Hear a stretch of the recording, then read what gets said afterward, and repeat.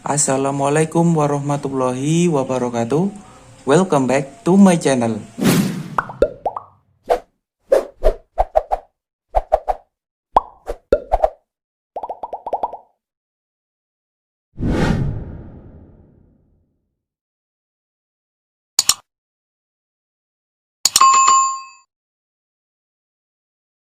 Halo para siswa-siswi kelas 8. Bagaimana kabar kalian? Apakah liburan tahun baru kemarin sangat menyenangkan?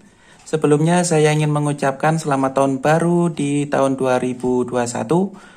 Untuk harapannya semoga kalian bisa terus sehat dan dijauhkan dari mara bahaya. Amin.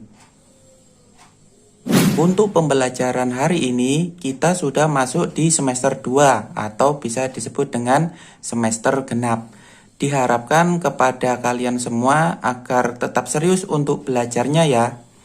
Nah, untuk pedoman buku paketnya masih menggunakan buku paket bahasa Inggris When English Ring a Bell.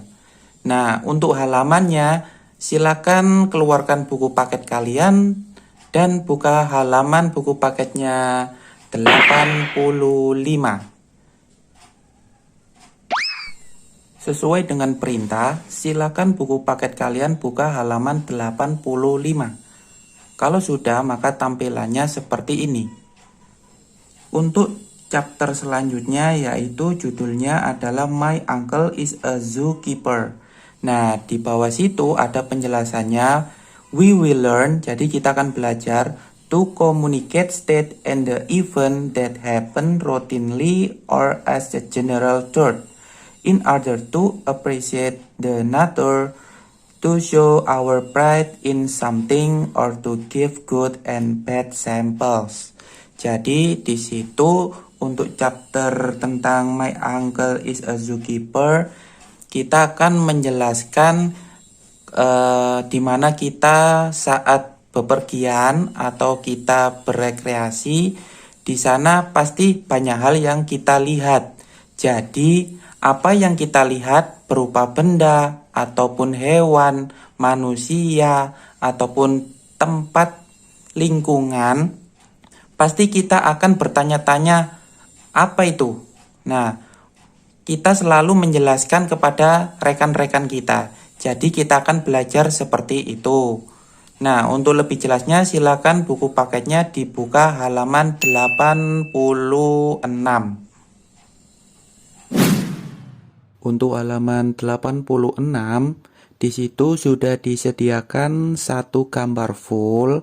Nah, di dalam gambar tersebut itu ceritanya posisinya ada di tempat kebun binatang, in the zoo. Nah, coba dilihat ya, di gambar tersebut ada beberapa hewan. Dilihat paling bawah, di situ ada two mouse deer. Jadi mouse deer itu artinya adalah rusa. Kemudian ada 111. Jadi ada satu gajah. Di sebelahnya yang menggantung di pohon itu ada one monkey. Jadi ada satu monyet.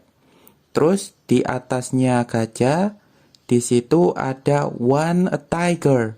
Jadi ada satu macan. Terus di pojok atas sebelah kiri itu ada one bear. Ada satu beruang. Jadi di dalam kebun binatang tidak hanya ada satu binatang saja. Nah, dari halaman 86 tadi bisa kita simpulkan bahwa kita nanti akan menjelaskan apa saja yang kita lihat yang ada di kebun binatang tersebut. Nah, sekarang buku paketnya silakan dibuka halaman 88. Untuk halaman 88, di situ sudah disediakan 4 gambar hewan.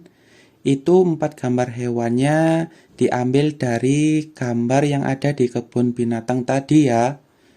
Nah, gambar hewan ini juga disertai dengan paragraf deskripsinya masing-masing. Nah, kesimpulannya dari halaman 88 ini adalah hewan ini harus dideskripsikan semuanya, mulai dari jenisnya apa, suka makan apa, dan habitatnya di mana. Dan tentunya dengan menggunakan tata bahasa yang benar dalam setiap kalimatnya. Sekarang coba dilihat satu gambar sebagai saya contohkan. Lihat gambar gajah.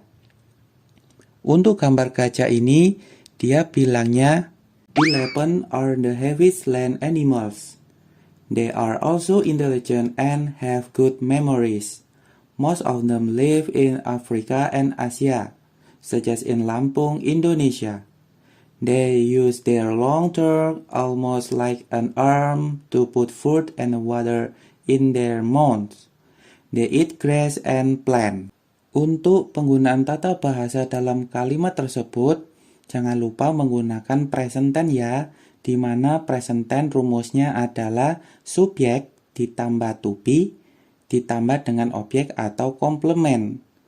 Salah satu contohnya ada di deskripsi gajah, dilihat kalimat 11 are the heaviest land animals.